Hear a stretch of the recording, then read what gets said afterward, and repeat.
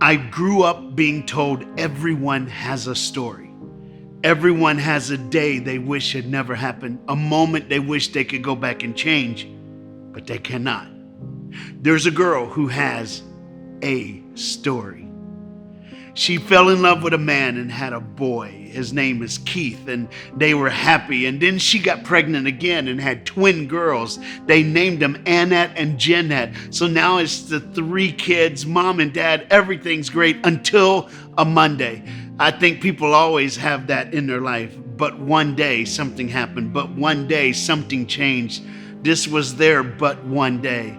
On a Monday morning, the husband hugged his wife and left to go to work. And at 5 o'clock when he's supposed to come home, he never came back.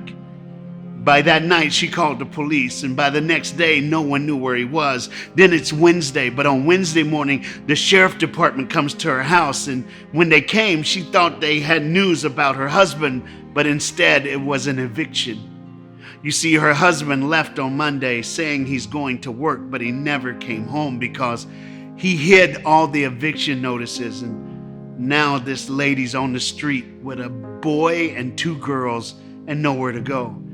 She lived on an abandoned farm in a chicken coop. She had enough food for about 4 days. She had to get to 7 days for welfare to give her a place to live and some food stamps.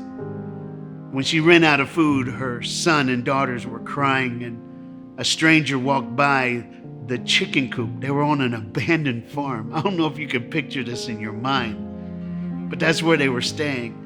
When the man walked by, he heard kids crying. He walked up to the lady and says, "What are you doing here?" She says, "I have nowhere else to go until Friday. I have no more food. That's why they're crying." And the man said, "I'll give you $20. You can get food." And she thought this was her Good Samaritan until he said, "If you sleep with me." She would do anything for her kids. So thinking of Annette and Jeanette and Keith, she slept with the man and she got pregnant.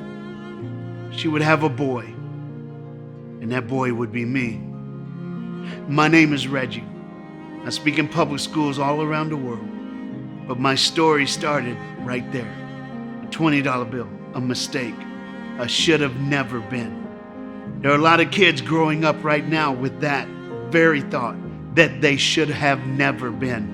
What they're looking for and what they need is someone to walk into their classroom, someone to walk into their school, and someone to let them know three things. And here are the three things. One, that they're seen. Somebody sees you just the way you are. Two, that they're loved. Somebody loves you. And three, that they're heard, that someone's listening to you.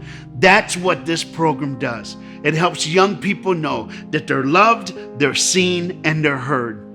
And you have an opportunity to save the Reggies like me. You see, my mom gave me away to her favorite teacher at school. I was raised by that teacher whose husband was the school janitor. But there's one specific thing that happened that I want to pull out of my life for you today while you're watching this. I was 13 years old. I was told this story when I was 6 years old. By the time I was 13, that voice in my head was so loud that one morning at 3 a.m., that voice said, "You should not live, you should give up."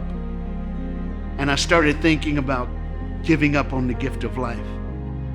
But that morning at 3 a.m., as I was crying in my bed, my bedroom door opened. My foster care dad, a janitor named Bill, walked in and he said, "Are you okay? I heard you cry." And I said, "How could you hear me cry? Your room's on the other end of the house." He said, "Oh, son, every day you hug your mom, but for the past 2 days, you haven't.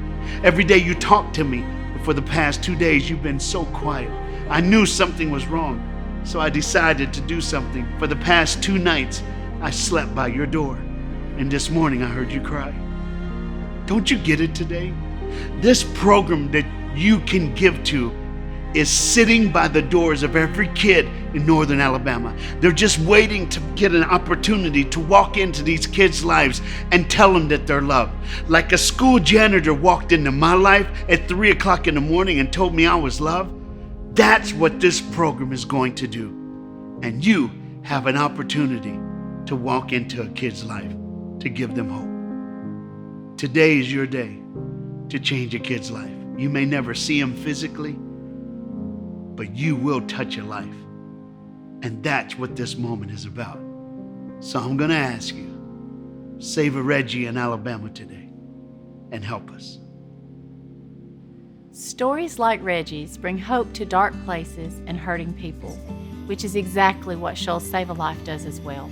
I'm Beth Grisham, and it's been my honor for the past 11 years to serve as the Executive Director of Shoals Sav-A-Life.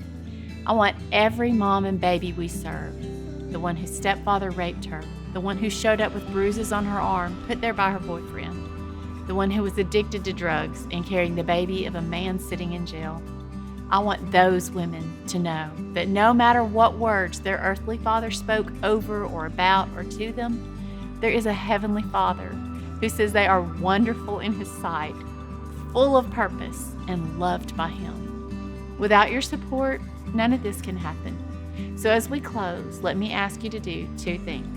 First, I'm asking you to give, whether it's a $20 one-time gift, a $50 monthly pledge, or a $5,000 gift, to help reach our goal of opening a satellite location for some of our farthest clients. Every dollar helps. And second, I'm asking you to share this video with a friend or on your social media so others can see and know what we do at Shoals Sav-A-Life. Thank you so much for joining us. It's my prayer that from this point forward, we will always be friends for life.